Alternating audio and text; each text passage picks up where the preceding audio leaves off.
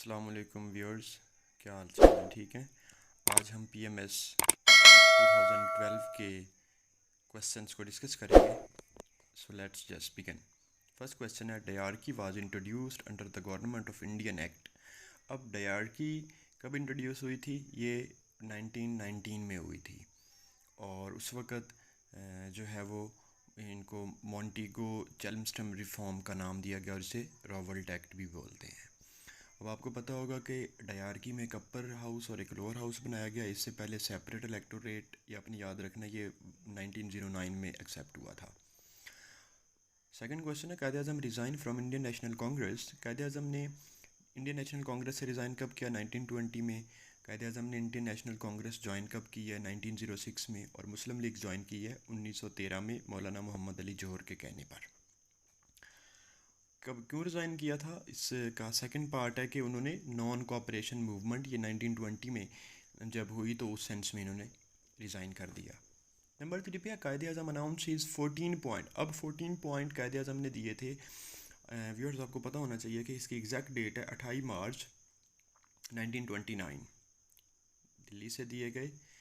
और secondly important कि ये 14 पॉइंट जवाब था नेहरू रिपोर्ट का, और नेहरू रिपोर्ट बनी थी 1929 में, और इससे पहले इसका एजेंडा सेट हो गया था दिल्ली प्रपोजल में, जो कि 1927 में हुआ था।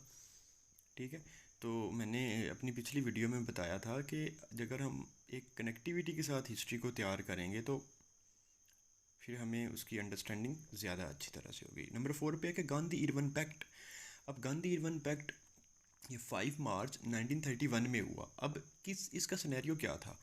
जो गोल मेज कॉन्फ्रेंस 3 हुई थी उसमें जो है वो 30 में इंडियन नेशनल कांग्रेस ने जो है वो टेक पार्ट नहीं किया, तो उस सेंस में इन्होंने अपनी एक मूवमेंट चला दी। और फिर जब इनकी सुलह हुई तो इरविन, गांधी और इरविन, ये उस वक़्त का लॉर्ड था इरविन, तो इनके दरमियान एक पैक्ट हुआ था जिसे 1931 और फिर 32 में फिर इन्हीं गोल मेज कॉन्फ्रेंस के एंड में एक जो है वो उसे कम्युनल अवार्ड पेश किया गया, जिसमें वो पूरी रिपोर्ट बनाएगी गोल मेज कॉन्फ्रेंस की। और कॉल ऑफ किया किस चीज़ को? सिविल डिसोबीडेंट, क्योंकि गांधी ने सिविल डिसोबीडेंट मूवमेंट स्टार्ट कर दी थी कि हम लोग उसमें नहीं जाएंगे गोल मेज कॉन्फ्रेंस में। तो नंबर 5 पे है under the government of Indian act. अब इंडियन काउंसिल एक्ट व्यूअर्स 1862 का एक्ट आया है, फिर 1893 में एक्ट आया है, फिर 1909 में एक्ट आया है, और फिर 1919 में आया, 1935 में आया। तो इन एक्ट्स पे भी मैं एक सेपरेट एक वीडियो इंशाल्लाह एक प्लान किया मैंने, जिसमें इसके मेजर डिफरेंसेस और ये हम इसको डिस्कस करेंगे। तो 1935 के एक्ट में क्या हुआ कि जो ये पूरा कंट्री था, इंडिया और पाकिस्तान जो बाद में बना, उसको 11 प्रोविंसेस थे और सबसे बड़ा प्रोविंस बंगाल था। क्वेश्चन नंबर 6 है कि लाहौर रेजोल्यूशन। अब आप देखें कि जो लाहौर रेजोल्यूशन है तो वो 23 मार्च 1940 को, जिसे बाद में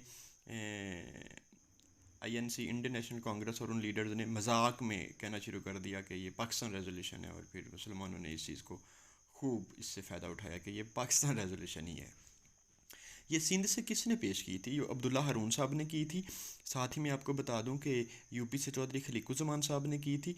एनडब्ल्यूएफपी पे ये सरदार औरंगज़ेब साहब ने की थी, और बलूचिस्तान से काजी मोहम्मद ईसा साहब ने की थी, और पंजाब से ज़फ़रुल्लाह खान ने पेश की थी।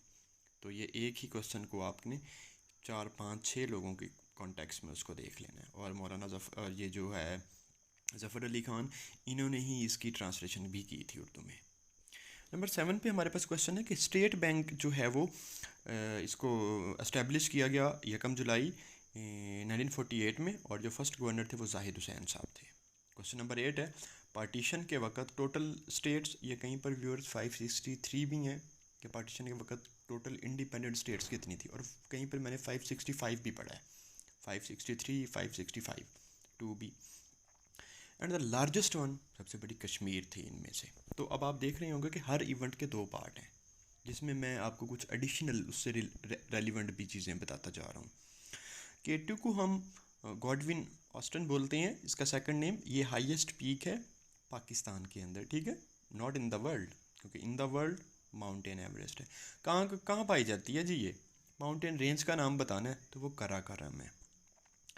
10 पे लास्ट क्वेश्चन है हमारे पास कि इंडस बेसन ट्रीटी ये साइन कब हुआ?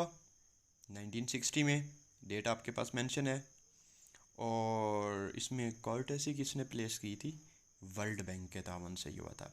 ये हुआ था कि पाकिस्तान में 1948 में, व्यूअर्स मैं हिस्ट्री बताता चलूँ कि 1948 में जब पानी का एक इशू हुआ दोनों कंट्रीज़ के दरमियान, तो फिर वो उसको प्रोलॉन्ग होते होते तो उन्होंने फिर एक इस ट्रीटी के तहत जो है वो सतलुज, रावी और ब्यास ये पाकिस्तान के हिस्से में आ गए, और जो बाकी 3 रिवर थे, ठीक है, वो चनाब है और बाकी तो हैं वो जो है वो फिर इंडिया को दे दिए गए। ठीक है viewers, so I hope in questions को आपको जो है वो आपने इसको देखना है अच्छे तरीके से, और इसके साथ साथ हम इस सीरीज़ को जैसे थोड़ा आगे जाएगा तो इंशाल्लाह हम इसमें टॉपिक वाइज भी इसको जो हिस्टोरिकल कंटेक्स्ट है हम उसको भी इंशाल्लाह लेके आएंगे। I wish you all the best, keep loving, keep learning, keep helping each others. Thank you, मिलते हैं फिर एक नेक्स्ट वीडियो में। अल्लाह हाफिज़।